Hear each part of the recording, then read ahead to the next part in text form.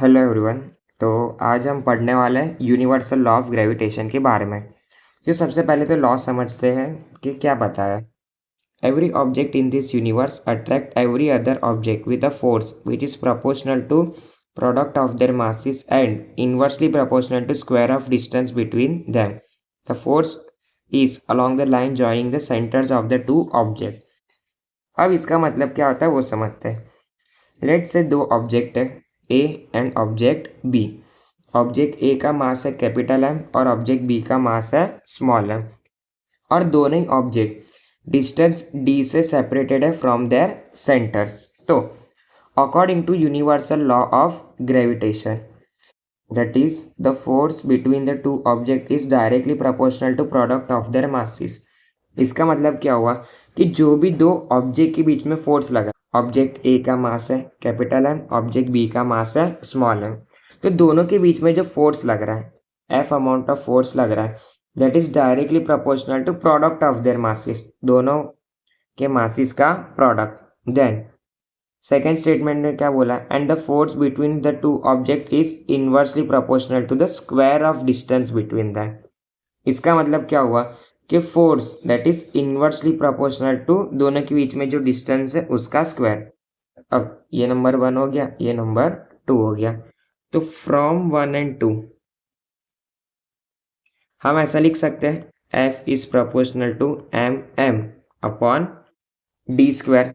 अब जब भी प्रोपोर्शनलिटी की साइन हटा के दो क्वांटिटीज को इक्वेट करना है तो हम एक कांस्टेंट वैल्यू पुट करेंगे। तो एक केस में कांस्टेंट वैल्यू हो गई कैपिटल जी और फॉर्मूला हो जाएगा M M upon D square, जहाँ पे जो कैपिटल जी है that is the gravitational constant. Then F D square equals to क्या हो जाएगा जी एम एम। तो इसके ऊपर से जी की फॉर्मूला लिख सकते हैं that is F D square upon M into M.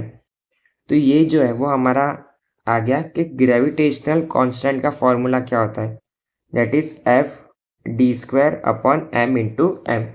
अब जब इसकी यूनिट लिखने की बारी आती है तो ऐसा यूनिट ऑफ कैपिटल जी की ऐसा यूनिट क्या हो जाएगी, तो दैट इज फॉर्मूला के ऊपर से लिख सकते हैं फोर्स की ऐसा यूनिट क्या होती है न्यूटन।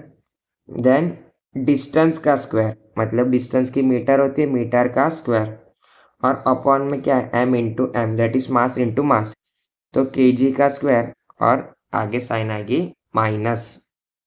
तो ये जो जी की वैल्यू थी वो हेनरिक कैवेंडिश ने फाइंड आउट करी by using a sensitive balance that turn out to be 6.673 into 10 power minus 11 newton metre square per KG square.